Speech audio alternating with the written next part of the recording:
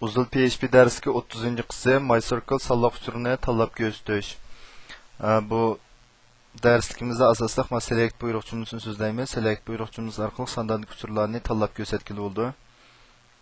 Masalan, buniki grammatikasi nima deganda, mana bu sondandagi ma'lum a'zon elementniki nomi, mana bu sondan jadvalniki nomi, meyaga select, meyaga from deb keldi.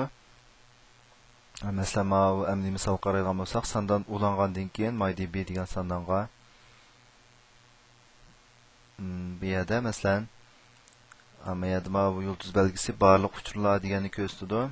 Persons degan sandan jadvalning ichidagi mazmundan barlıq uçurlarni biz ko'rsatsin desək, bu yerdagi barlıq uçurlarni bizga ko'rsatadi. Oxirgi natijasi bu yerda bu a'zolarningki nomini bu ism bo'yicha biz ko'rsatadi.